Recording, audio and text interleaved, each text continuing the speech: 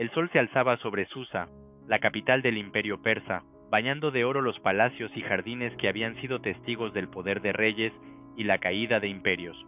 Pero entre tanta grandeza, en un humilde hogar en las afueras de la ciudad, una joven llamada Hadasá crecía bajo el cuidado amoroso de su primo Mardoqueo.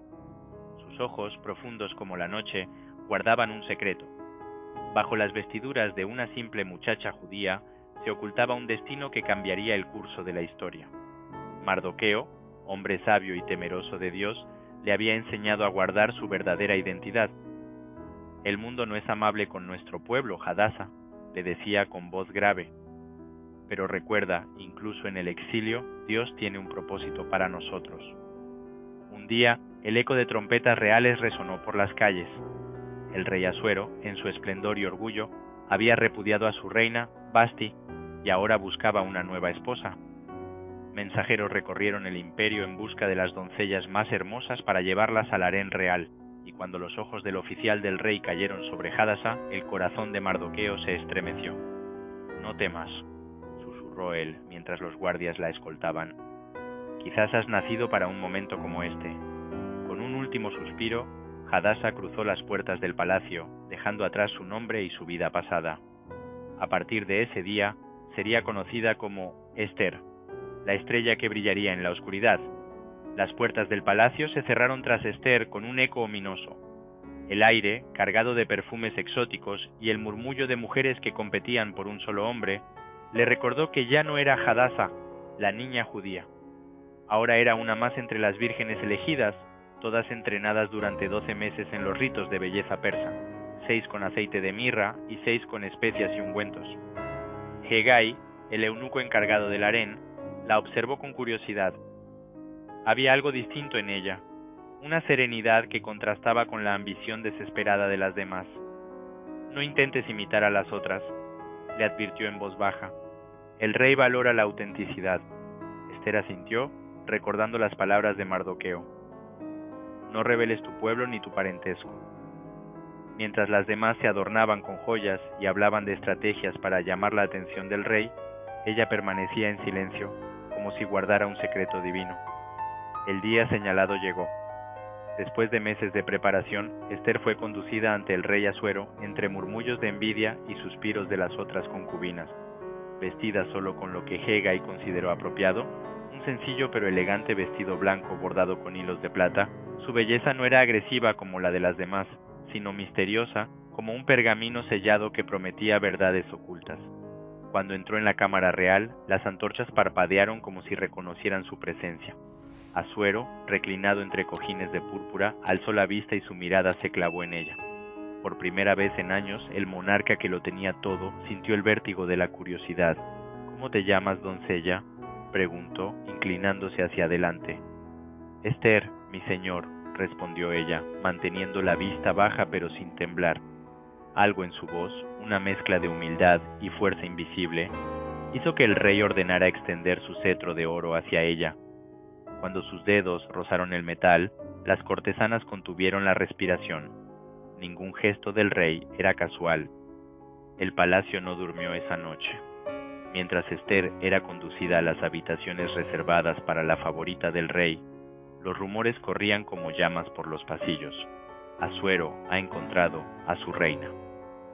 Al amanecer, el cetro se extendió nuevamente hacia ella, esta vez para colocarse sobre su cabeza la corona de oro que antes perteneciera a Basti. La corte estalló en vítores, pero entre la multitud, los ojos del visir Amán ardían con una ira fría.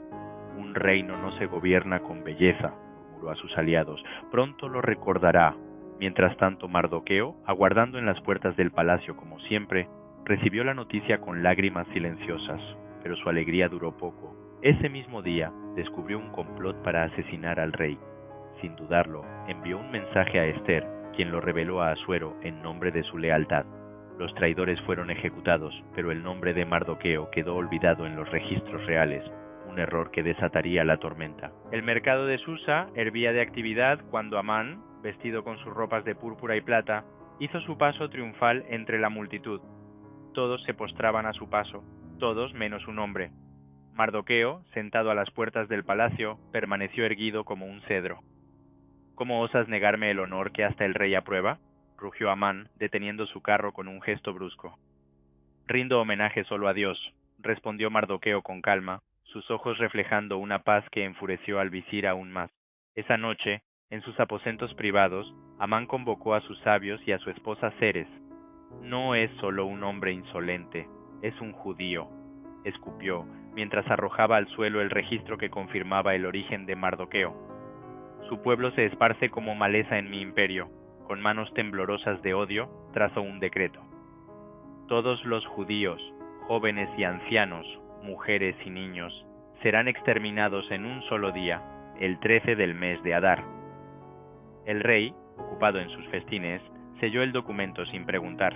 Las noticias del decreto real llegaron a Ester como un golpe en el silencio de la noche. Sus sirvientas judías, con los rostros marcados por el terror, le mostraron el papiro sellado con el sello de Asuero. Las palabras quemaban como fuego. Exterminio total. «Debes hablar con el rey», suplicó una de las doncellas abrazando sus rodillas. Pero Ester conocía la ley.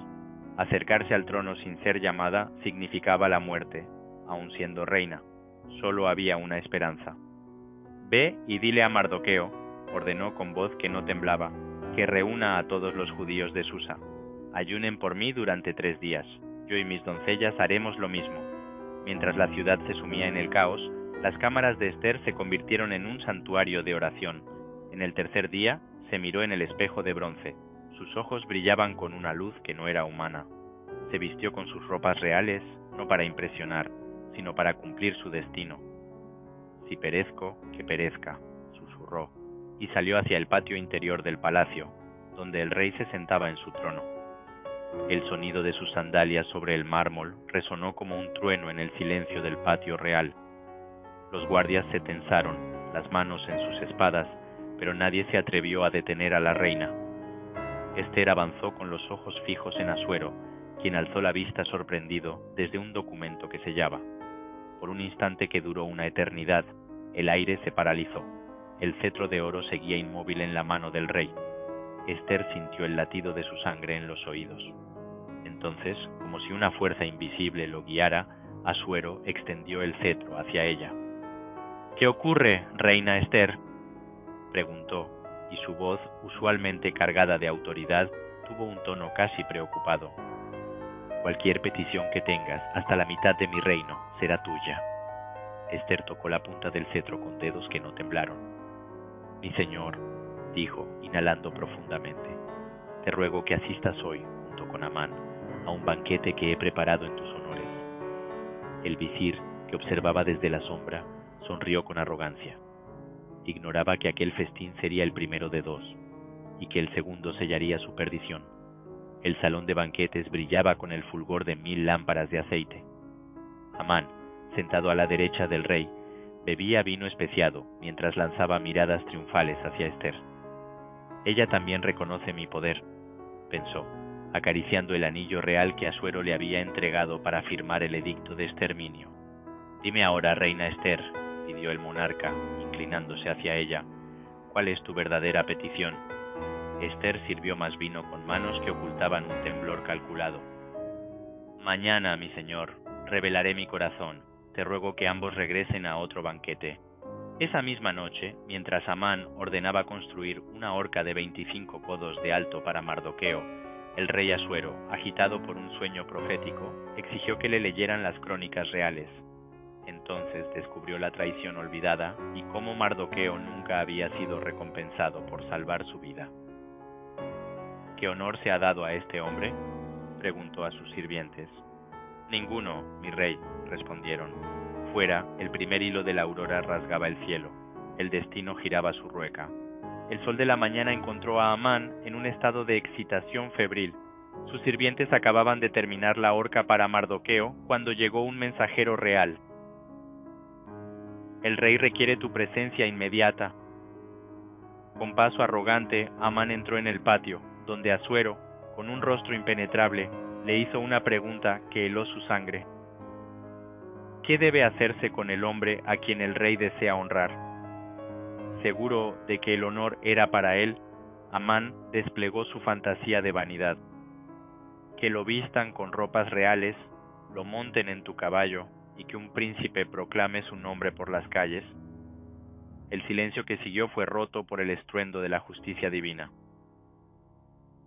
Hazlo así, con Mardoqueo el judío. Amán, obligado a guiar el caballo de su enemigo, escuchó cómo los gritos de «Así se honra al fiel del rey» se mezclaban con sus propios dientes rechinando.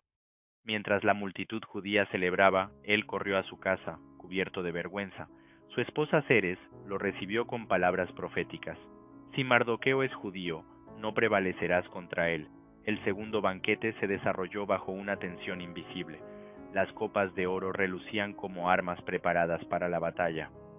Ester, vestida con el azul real de Susa, alzó la voz cuando el vino había aflojado la vigilancia del rey. Mi petición es esta, que me den mi vida y la de mi pueblo, porque hemos sido vendidos para ser destruidos. Asuero se irguió, derramando el vino sobre la mesa. ¿Quién osaría hacer tal cosa? Ester señaló a Amán con un dedo que no tembló. Este enemigo es el malvado Amán. El visir, pálido como la cera, cayó de su asiento y se aferró al regazo de la reina, suplicando, pero el rey, al verlo sobre ella, interpretó el gesto como un ataque. ¿Acaso intentarás violar a mi reina en mi propia casa? Los guardias se abalanzaron. Fuera, la horca de 25 codos esperaba y ahora tenía dueño. El grito de Amán aún resonaba en los jardines del palacio cuando su cuerpo colgaba de la horca que él mismo había preparado, pero el peligro no terminaba ahí. El edicto de exterminio, sellado con el anillo real, seguía vigente. La ley de Persia no podía revocarse. Asuero, con los ojos inyectados en sangre, arrancó el anillo de la mano muerta de Amán y lo extendió hacia Ester. Escribe un nuevo decreto en mi nombre con la sabiduría que Dios te ha dado. Mardoqueo, ahora vestido de púrpura, se apresuró a redactarlo. Los judíos tenían permiso para defenderse el día señalado para su exterminio.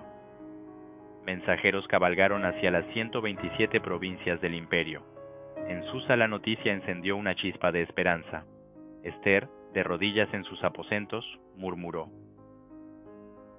No fue mi belleza, sino tu mano, oh Dios, la que inclinó el cetro.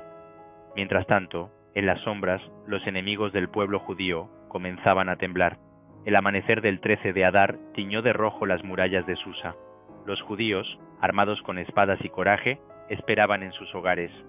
El nuevo decreto les permitía defenderse, pero ¿quién sabía si sería suficiente? En el palacio, Ester se postró una vez más ante Asuero. Permite que los judíos de Susa luchen también mañana y que el cuerpo de Amán cuelgue de la horca como advertencia. El rey, cuya ira ahora ardía contra los enemigos de su reina, asintió. Ese día el imperio se estremeció. Desde Babilonia hasta Egipto, los judíos se alzaron no como víctimas, sino como guerreros. En Susa, Mardoqueo lideró la defensa desde las puertas del palacio, su manto púrpura ondeando como un estandarte. Cuando el sol se puso, los gritos de batalla fueron reemplazados por cantos de liberación. El silencio de la victoria cayó sobre Susa. Las calles, que horas antes resonaban con el choque de espadas, ahora guardaban un sagrado susurro. Ester y Mardoqueo se reunieron en el palacio, sus rostros iluminados por la luz de las lámparas, que ya no temían apagarse. Nuestro pueblo necesita recordar esto, dijo Mardoqueo, tomando un trozo de pergamino. Con tinta dorada, escribieron el relato de cómo el destino, Pur, en la lengua persa, había sido invertido. Decretaron que cada año, en los días 14 y 15 de Adar, los judíos celebrarían Purim, con banquetes, regalos a los pobres y la lectura de su historia. Ester añadió un mandato secreto al final del rollo: que nunca olviden que a veces Dios obra tras el velo de lo casual. Mientras el pergamino se sellaba, en las calles los niños ya reían, haciendo ruido con matracas cada vez que escuchaban el nombre de Amán.